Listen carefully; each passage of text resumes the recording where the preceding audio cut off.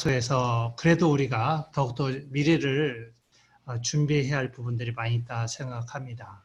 많은 그 어려움 속에서도 우리가 특별히 생각해야 할 부분이 있다 생각하여 오늘 중소기업 부채 관리 어떻게 할 것인가 라는 주제를 가지고 발제를 하게 되어 있습니다. 모쪼록 오늘 소중한 시간들을 통하여 우리 대표님들의 기업 위에 하나님의 큰 은혜와 또 부채를 통해서 어떻게 신학적 관점에서 접근하고 해소해낼 것인가를 생각할 수 있는 시간이 되었으면 좋겠습니다. 어쨌든 우리 하나님의 은혜로 우리 모든 사일리지의 대표님들의 기업 위에 하나님의 은혜가 충만하게 임하면서 발제를 시작하도록 하겠습니다.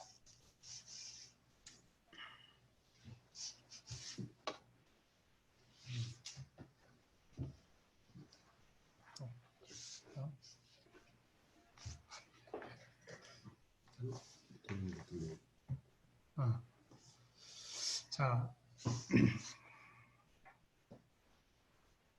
말씀이 없네. 주제 말씀. 왜 없지? 마지막에 준 거라고 했습니다. 네. 자, 그래서 말씀이 없지. 죄송합니다. 오늘 주제 말씀을 먼저 드리겠습니다. 말씀은 잠언 22장 7절 말씀인데요. 제가 읽도록 하겠습니다. 부자는 가난한 자를 주관하고 빚진 자는 채주의 종이 되느니라. 짧은 말씀이기 때문에 제가 한 번 더 말씀을 드리도록 하겠습니다. 부자는 가난한 자를 주관하고 빚진 자는 채주의 종이 되느니라. 빚의 힘을 잘 표현하는 말씀입니다. 빚은 자신이 원하는 대로 삶이 아닌 자유를 제약받고 채주에 요구된 삶을 사는 것이라 정의합니다. 개인과 가정, 그리고 기업과 국가의 채무에 대한 현상을 함께 나눠보도록 하겠습니다. 가계 역시 빚으로 신음하고 있습니다. 최근에 보니까 약 1,450조, 2017년 자료인데 2020년 자료에만 1,550조가 넘은 걸로 알고 있습니다. 전체 가구수의 빚의 합계는 1,500조라고 하는데 대부분의 가정은 빚으로 살고 있다고 해도 과언이 아니죠. 중소기업 역시 빚으로 운영됨이 상당한 부분을 차지하고 있습니다. 최근 관심을 갖고 중소기업 대표님들께 채무 여부를 질문하였습니다. 10분 중 1분 정도는 빚이 없다 하였고 대부분은 채무에 대한 고민들이 있었습니다. 몇 분은 버거운 모습도 보게 됩니다. 국가 역시 부채에 미친 곡선을 그려가고 있습니다. 국가의 빚은 절대 공짜가 아닙니다. 어쩌면 우리 당대의 책임을 져야 하고 반드시 후대에까지 채무의 짐은 국가라도 갚아내야 할 자산이 됩니다. 국가가 빚을 감당할 수 없다면 IMF로부터 돈을 빌려야 하고 더 큰 손실과 더 큰 고통이 뒤따르게 됩니다. 가난한 나라는 더욱 가난한 파국으로 국가 전체가 빠져들게 되는 것이죠. 국가 채무 시계를 보시기 바랍니다. 나도 모르게 국가가 낭비하거나 잘못된 정책을 구사할 경우 개인들의 자유를 빼앗기게 될 것입니다. 개인 한 사람 한 사람, 국가가 개인에게 요구하는 채무는 1,500만 원입니다. 4인 가족으로 계산 시 6천만 원이란 빚으로 나라가 경영되고 있다는 현실입니다. 아시아의 부채 비교를 해봐도 우리나라가 최상위입니다. 요즘 생긴 신조어를 아시나요? 돈맥경화입니다. 이유는 비 오는데 우산 뺏는 은행들이란 부재가 있습니다. 너무 적절한 표현인 듯합니다. 비 오는데 우산을 빼앗는다는 것이죠. 내가 원하는 방향으로 가고자 할 때 채주는 그것을 허용하지 않는다는 것입니다. 우리는 어쩌면 빚이 선하다 인식된 시대에 살고 있습니다. 하루에 몇 통화의 대출과 싼 이자로 갈아타라는 권유를 받고 있나요? 은행 가면 저축하는 것보다 대출하려는 고객을 더 반기는 듯 합니다. 빚을 내서 잘 살라 부추깁니다. 그러나 그것은 진실이 아닙니다. 반증하듯이 여기저기서 경고음을 내고 있습니다. 서점에 가도 유튜브를 찾아봐도 많은 정보들 속에서 경고음을 내고 있는 것이죠. 성경은 사랑의 빛 위에는 지지 말라 말하고 있습니다. 현실은 그럴 수 없다고요. 성경 말씀이 대책 없고 현실 결여된 말씀이라고 생각되십니까? 그래서 빛에 대한 진지한 고민을 가져야 체주의 종이 되지 않는다는 것입니다. 왜 빛을 지면 안 되는가? 빛은 악한 영적인 영향력을 쉽게 받게 된다라고 말하고 있습니다. 돈이 사람에게 주는 영향력은 지대합니다. 돈 때문에 살고 죽기도 합니다.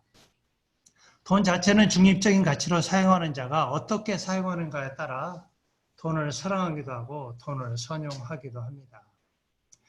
지금 자신을 돌아보고 점검해 봐야 합니다.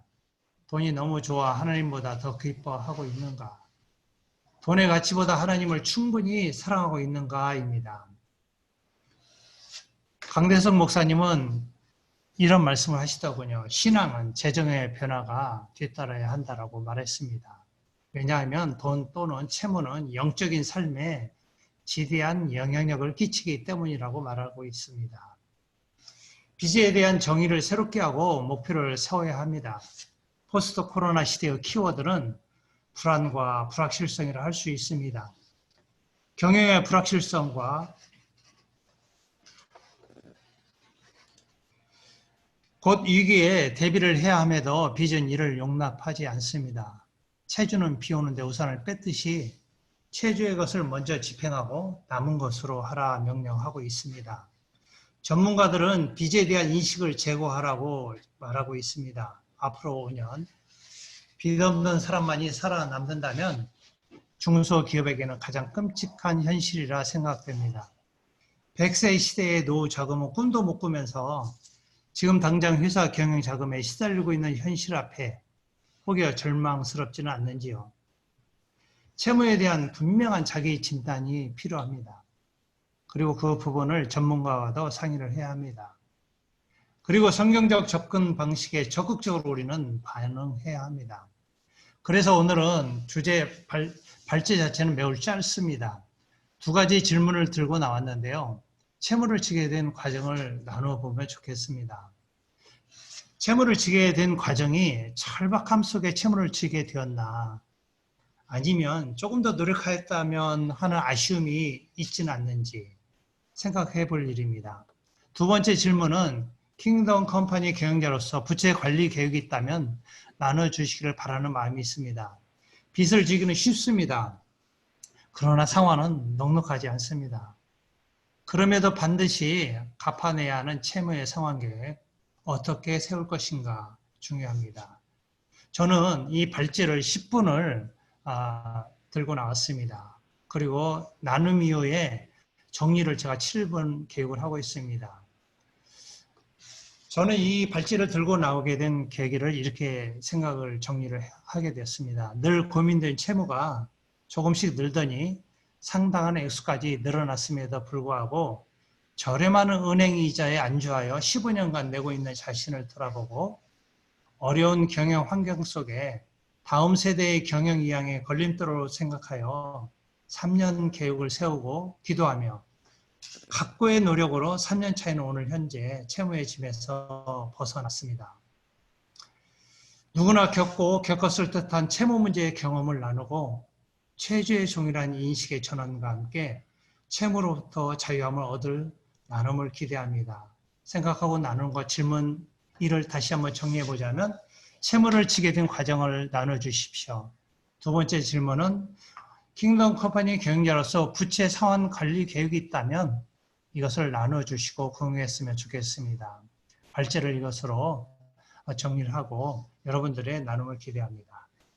나눔에 대한 부분들은 채무를 되게 지는 경우는 크게 두 가지죠. 뭐 사업하시다 보니까 우리도 회장님 힘드셨지만 부도로 인해서 그 많은 빚을 지셨던 부분. 근데 또 그걸 또 다 받지는 못하는데 다 갚으셨다고 하시네요. 그리고 또 집을 사면서 또 만들어진 채무, 그런 어떤 부분들이 채무는 뭐 본의 아니게 또 필요에 의해서 발생이 됐던 부분들이 있다라고 말씀을 하시고, 또 중소기업을 운영하는 입장에서 뭐 무차익 경영을 한다는 거는 쉽지 않은 거라고 다들 많이 생각을 하고, 또 그 무차입을 한다 하더라도 뭔가 회사가 한 단계 거듭날 때에는 분명히 약간의 자금이 필요했을 때 그거를 내가 빌릴 수 있는 능력을 갖고 있는 것도 중요하다고 생각을 하고 있고, 그런 걸 하기 위해서는 본인들의 회사도 회사지만 본인의 신용 관리를 잘 해야 된다라고 생각을 하시고요. 그리고 부채 관리 계획에서는 나에 대한 어떤 신용 관리를 잘 하고 그걸 해 나감으로 인해서 어떤 다른 일이 벌어졌을 때 또 수월하게 자금을 융통할 수 있고, 그리고 또 그렇게 함으로써 또 원활하게 또 자금을 갚아나갈 수 있게끔 서로 만들어진다고 생각을 하는 거죠. 그러니까 어떻게 보면 악순환이 아니라 선순환의 관계로 부채를 사용한다면 그것도 괜찮지 않을까라고 생각은 합니다. 그 저희 포럼 2팀에는 그 금융 전문가가 소속되어 있기 때문에 각자의 상황과 그다음에 바른 방향 이런 거에 있어서 같이 나눌 수 있는 아주 좋은 기회였던 것 같고요. 그 과연 부채는 약이냐 독이냐 이것을 생각할 때에 앞에서 최영 대표님 말씀하셨던 대로 기업이 부채 없이 간다는 것은 어쩌면 성장을 포기하는 것일 수도 있다. 그러니까 내가 가지고 있는 자금의 여력, 누구나 돈 많이 가지고 시작하면 되겠지만 그게 아니기 때문에 나만의 자금 여력 가지고 움직이려면 그 회사가 성장할 수 있는 기회를 놓치는 경우가 많기 때문에 적정히 잘 활용해야 한다. 그러나 이제 그걸 감당할 수 있는가의 판단 이런 것들이 매우 중요하다라고 말씀을 해주셨는데, 그 이제 은행 입장이나 그 우리 신용등급을 평가하는 입장에서도 보면 적당한 부채는 오히려 신용등급을 상승시키는 그런 역할도 가져오기 때문에 부채를 가지고 내가 그 부채를 잘 관리하고 있는 모습을 보여주면 오히려 주변에서는 그 기업을 더 건강하게 본다. 금융권에서는 약 한 100에서 150% 정도의 부채 비율을 가지고 있는 기업을 굉장히 선호하고 좋은 고객으로 모신다. 이런 방향도 있다는 거죠. 뭐 제 개인적으로도 젊었을 때 무리하게 집을 사가지고 그 빚을 많이 져서 있었는데 그 이자를 그래도 월급쟁이들은 그런 생각 하잖아요. 이자를 꼬박꼬박 갚잖아요. 그러니까 은행을 갔는데 저는 상당히 죄스러운 마음으로 다시 좀 더 돈을 꾸기 위해서 죄스러운 마음으로 갔는데 저 안에 방으로 끌고 들어가더라고요. 하지만 커피도 주고 뭐 먹을 것도 주고 선물도 주면서 굉장히 잘해주는 거예요. 그래서 왜 이렇게 그 잘해주냐 했더니 빚을 많이 져가지고 근데 꼬박꼬박 이자를 내니까 제가 VIP 고객이라는 겁니다. 저는 허덕이는데 그 이자 갚느라고 힘든데 은행은 저를 VIP 고객으로 생각하더라고요. 네. 뭐 너무 이렇게 허덕이면 안 되겠습니다만 적당한 부채를 활용하는 것도 건강한 기업으로서 또 자기 자신의 그 자금 능력을 하는 데에 긍정적인 역할을 할 수가 있다. 그래서 뭐 수익 예상의 허수라는 얘기를 했는데 그 불확실성을 잘 관리해야 한다. 굉장히 어려운 얘기입니다만 그 불확실성을 잘 관리하면서 가능하면 부채가 있으면 부채를 갚는 것도 중요하지만 부채가 어느 정도 감당이 가능하면 그 부채를 갚거나 그런 쪽의 자금보다는 차라리 안전자산을 확보하라. 우리 그런 그 갈등 많이 하시지 않습니까? 내가 돈이 생기면 빚을 갚을까? 어디다 그 안전한 곳에 투자를 할까? 근데 빚을 반드시 완전히 완전 무결하게 갚는 것보다는 안전자산 쪽에 꾸준히 투자를 해놔서 그것이 나중에 효자 노릇을 할 수 있도록 하는 것도 필요하다라는 얘기들이 있었습니다. 처음에 중소기업 시작하는 사람들이 딱 하나만 갖고 해요. 자기 능력. 아무것도 없이 내가 하면 될 것 같아서 시작을 하거든. 그리고 대기업에 딱 나와서 하는 사람은 폼을 잡으려고 폼. 속된 얘기로 폼 잡기 위해서 뭐 이것저것 구색을 다 갖추려고 그래요. 그래다가 빚을 지는 거예요. 없는 돈 갖고 시작하고 아무것도 없는데 자기 능력 하나를 담보로 해서 시작을 했기 때문에 문제가 생기는 거죠. 그래서 제가 오늘 얘기한 거는 빚을 다 질 수 있어요. 우리 이현종 대표가 깔끔하게 정리를 했는데 저는 이렇게 생각해요. 아까 얘기했듯이 빚을 지고 싶으면 빚을 갖다가 이것저것 해서 먹고 쓰지 말고 아까 얘기했듯이 안전자산에 투자할 수 있다 그러면 빚을 줘도 되는데 그렇지 않으면은 빚은 될 수 있으면 많이 지지는 마라 이거지. 그리고 기업을 하려면 고정비를 일단 많이 줄이고 변동비를 늘려가라. 그 다음에 규모의 경제에 따라서 번 만큼 써라 이게야. 못 벌면 쓰지 말라는 얘기지. 그 다음에 돈 쓰고 싶으면 더 벌어라. 지론이 그렇습니다. 예. 돈 쓰고 싶은데 안 벌면 안 되잖아요. 그 대부분 사람들이 문제가 뭐냐면 돈은 자기가 쓰고 보는 거야. 쓰고 싶은 거야. 근데 그 쓰고 싶은 만큼 벌지를 않으면서 쓰는 게 문제라는 얘기예요. 못 벌면 손가락 빨고 앉아 있어야지 뭐 어떻게 해. 방법이 없지. 그 다음에 돈 벌 수 있는 기초를 만들어라. 그래서 이제 만약에 기술을 갖고 자기가 성공을 하려고 그러면 저는 늘 얘기하는 게 the first and the best. 최고가 되든지 최초가 되든지 해서 경쟁력 있게 가라 이거지.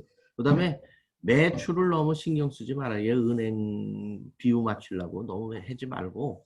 그 다음에 뭐 신용등급도 있지만 요즘은 좀 그렇게 옛날하고 좀 많이 좀 바뀌었어요. 그래서 저희가 신용등급 평가도 해보면 매출이 좀 떨어지더라도 이윤을 좀 올리면 돼. 이윤을 올려가지고 그걸 맞추면은 저 신용평가가 괜찮게 나오더라고. 그 다음에 이크레더블이나 이런 데 가서 신용평가를 받을 적에 잘 설명을 하면 돼요. 그 다음에 미리 사전에 컨설팅 비용을 주고 그 사람들한테 컨설팅을 받으면 신용등급이 많이 올라갑니다.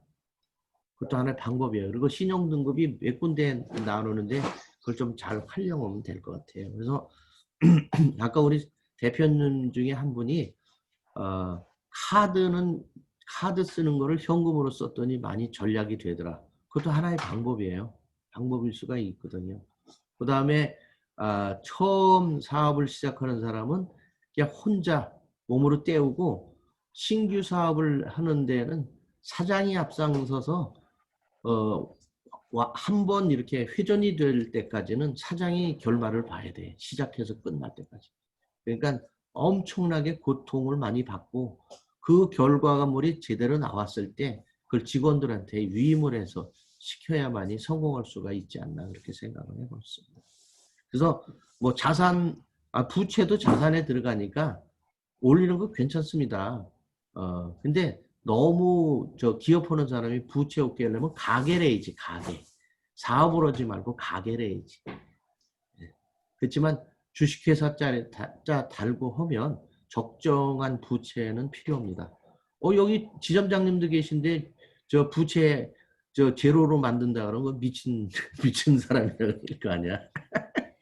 그리고 저희 같은 경우는 그래요. 오늘 회사를 접더라도 플러스 마이너스 제로. 자산과 부채가 항상 제로 되게 저는 경영을 하고 있습니다. 그래서 오늘 회사를 접어도 제로. 내일 접어도 제로. 이렇게.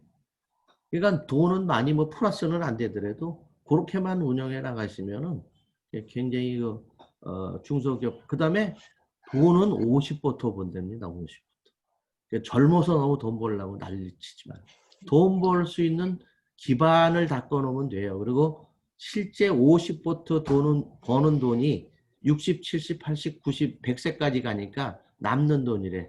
쓸 수 있는 돈이고 너무 일찍 벌면 그 돈을 지키기 위해서 거의 다 잘못된다 이거지.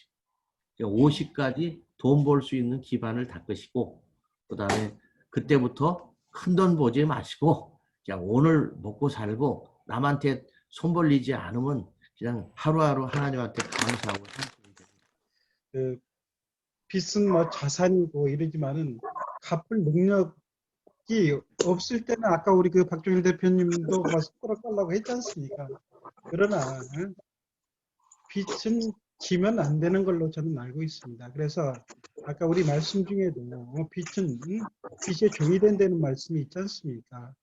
그러면 빚에 종이 되면은 하나님 믿는 자가 참 세상에 있잖아. 빚과 소금의 역할이 나는 감당을 할 수가 없다고 봐요. 그래서 빚은 지되 갚을 수가 없으면은 지지 말자. 이런 제 지론입니다. 그리고 한 가지 제 개인적인 것인데 빛이 지면 언젠가 불안하더라고요. 제가 왜 그러냐면 계획이 없고 이랬을 때 굉장히 불안하고 아까 우리 박종일 대표님 하시는 말씀 맞습니다. 법인은 빚도 부채도 자기 자산입니다. 그러나 그 자산이 있죠. 꼭 제가 안고 가야 하기 때문에 빚은 져서는 안 된다고 봅니다. 이상입니다. 들어보니까 가슴이 먹먹한 얘기도 있고 또 이제 경영을 잘 하여서 빚에 대한 고민이 적으신 분들도 계시고 이런 것 같습니다. 제 생각을 좀 이제 여러분들과 함께 나눌 수 있겠는데요. 오늘의 결론은 채무에서 그치는 것이 아니라 해결할 수 있다라는 데 방점이 있다고 봅니다. 나도 갚아야겠다 하시는 분도 계실 것이고 혹시 아직도 불가능 쪽에 무게를 두시는 분도 계시리라 생각합니다. 크레그 힐이 말하는 96%의 사람들이 모르는 부의 비결이라는 책을 읽고 공감해서 여러분들과 나눴던 그 내용을 소개하고 싶습니다. 오늘 독후감을 발표하는 것은 아닌데요. 그때의 감동이 있어서 제가 요약까지 해본 경험이 있는 경험을 나눠보고 싶습니다. 크레그 힐은 96%의 사람들이 이렇다 말합니다. 96%의 대부분의 사람들은 한 항아리만 사용한다고 합니다. 소비 중심이고 즉흥적이고 저축도 없고 투자는 꿈도 꾸지 못하는 부족한 현실에 빚의 삶을 살게 된다는 것이죠. 자녀들에게는 빚이 유산이 되는 대부분의 사람들이라는 것입니다. 만화에서 잘 보여주다시피 미안하다 아들아 하면서 대를 물려서 빚을 넘겨준다는 것이죠. 그러나 우리가 대부분 지향하고 있는 크레그 힐의 4%의 사람들이 이렇다 말합니다. 4%의 사람들은 이미 성공한 사람이거나 부를 가진 사람이만이 아닙니다. 성공할 수 있다 생각하고 행동하는 사람들을 말하고 있습니다. 수입을 5 항아리로 관리하였습니다. 첫째는 11조 항아리, 헌금과 구제 항아리, 저축 항아리, 투자 항아리, 쓰는 돈 항아리 이렇게 구분해서 사용했습니다. 이 항아리와 항아리를 전용하지 않고 구차할지라도 계획한 대로만 사용하는 것이 매우 중요하다고 크레그 힐은 말하고 있습니다. 이 4%의 사람들은 빚을 자녀들에게 다음 세대까지 넘겨주는 것이 아니라 유산을 넘겨준다라고 말을 하고 있습니다. 복음에 방학에 드는 일을 정리해야 하기 때문에 채무의 빚을 우리는 고민해야 한다는 것이죠. 빚은 분명하게 우리 삶의 커다란 짐이 되면 부인할 수 없는 현실입니다. 성경은 사랑의 빚 외에는 아무 빚도 지지 말라 말하고 있습니다. 빚이 주는 악한 영적 영향력 아래에서 기업도 가정도 자유로울 수 없습니다. 체주의 요구를 먼저 채운 후에 내가 가고자 하는 길을 갈 수 있을 뿐입니다. 그 이전에는 체주의 종일 뿐이라고 성경은 말하고 있습니다. 그럼 과연 하나님은 우리에게 부를 주셨는가를 생각해 보겠습니다. 예수님은 달란트 비유를 통하여 우리에게 엄청난 달란트를 맡기셨다 말씀하셨습니다. 저는 지식이나 지혜가 상당히 부족한 사람입니다. 삶의 자국을 돌아봐도 스스로 인정합니다. 마치 1달란트 맡기움 받은 자 같습니다. 그러나 하나님은 1달란트일지라도 엄청난 재물을 맡기신 것입니다. 1달란트는 요즘 가치로 20억이라고 말하죠. 제 소망은 1달란트이지만 충성스러운 일꾼처럼 배나 남기는 자로 여김받고 싶습니다. 하나님은 우리에게 부르셨지만 관리를 잘 하라고 말씀하신 것을 기억해야 합니다. 부실한 관리자는 있는 것까지 이동된다라고 말씀했습니다. 1달란트 맡은 자는 주인의 말을 오해하고 충성하지 않았습니다. 많고 적음의 문제가 아니라는 것이죠. 충성 여부의 시험을 통과하지 못한 것이라는 것입니다. 그 결과 땅에 감추는 그 행동은 악하다라고 했습니다. 어둠에 쫓겨나가게 되죠. 그 1달란트는 10달란트 맡은 자에게 돌아감을 우리는 알고 있습니다. 근데 중요한 것은 하나님은 우리에게 돈을 직접 주시지 않으시고 부를 얻을 능력을 주셨다 말씀하셨습니다. 누구에게는 1달란트, 5달란트, 그리고 10달란트를 맡기신 것입니다. 여기서 관갈 수 없는 것은 주인이 내가 아니라 하나님이시라 말씀하신 것입니다. 우리는 맡김받은 청지기입니다. 청지기는 주인의 일을 충성스럽게 실천해내는 자입니다. 하나님이 재물 얻을 능력 주신 것을 우리는 기억해야 합니다. 크래그 힐의 항아리 하나를 함께 만들어 보겠습니다. 지금 당장 쓸 돈도 없는데 빚 갚을 엄두도 못 내미 현실입니다. 그런데 생각해 볼 것은 저축은 쌓아두기 위함이기도 하지만 빚을 갚는 데 사용될 항아리이기도 합니다. 계획을 세우고 아주 작은 돈을 부어 넣기를 작정하고 실천해야 합니다.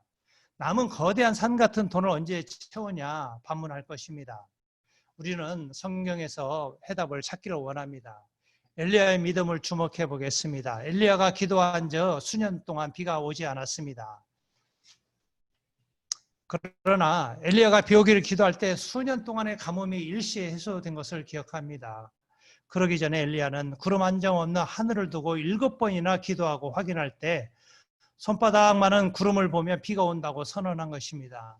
빚을 갚고자 한 항아리가 작고 초라하다고요.